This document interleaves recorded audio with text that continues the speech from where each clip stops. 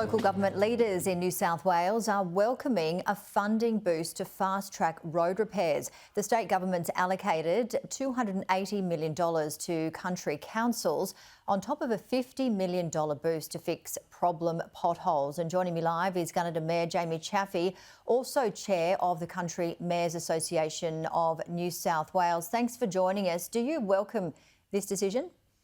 Yeah, good morning, Janie. Look, our membership is really excited and certainly does welcome this announcement that came on Tuesday from the coalition government. $500 million, $280 million of that is coming into the bush where it's needed by so many of our councils.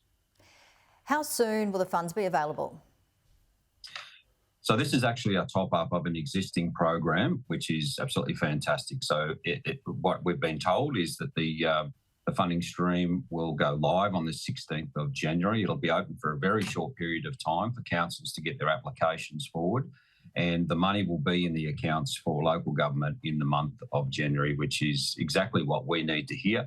We've been working closely, Country Mayors Association, with Local Government New South Wales, the two peak bodies that represent councils right across New South Wales, with a statewide road emergency declaration back in November last year. Not only did we do that to tell the state government just how important it is that we get the support that we need to be able to restore our road networks, both sealed and unsealed, as quickly as we possibly can. But it's all about making sure that we give the solutions. We need to let them know what money we need. We need to let government know exactly how we need to spend that money if we expect that other tiers of government will work with local government. And as you mentioned, it's not just potholes, is it? And how does the government measure the funding to allocate to every area? Normally what happens with a funding stream from the state and the Commonwealth is it's a contestable pot of money and councils need to apply to it. The unique thing that the state government have been able to do with this funding is that it's a amount of money that's actually tied to the kilometres of road network that you have within your shire.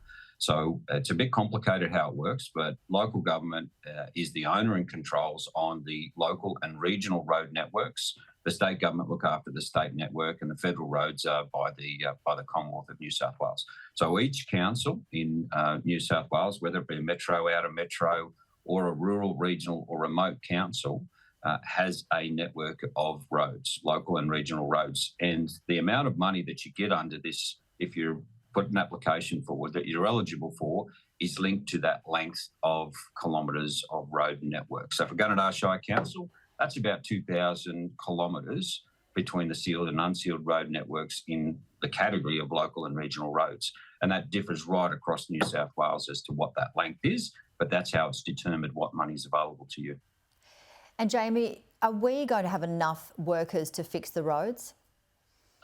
Well, look, the money is certainly one part of that. And for some councils, this pot of money that's coming will mean anything up to $5-6 million because they've got long road networks. But in talking to some of those mayors, the amount of money they're estimating is around $20 million, $15 million. So it's not 100% of the money that's actually needed, but certainly very, very welcome and timely that money comes out now. The second part of the picture is the resources, the people, the plant and the equipment that's required to be able to get the roads restored as quickly as we possibly can for those commuters, those people either that are living within our shires or the businesses that use our road networks to go about their business, to grow the food and fibre and to get that out to manufacturers and to processors and so forth, which is critical for the state and the national economy in New South Wales. So that is the second part of the picture, and that's where we'll continue to work with both the state and the Commonwealth government and also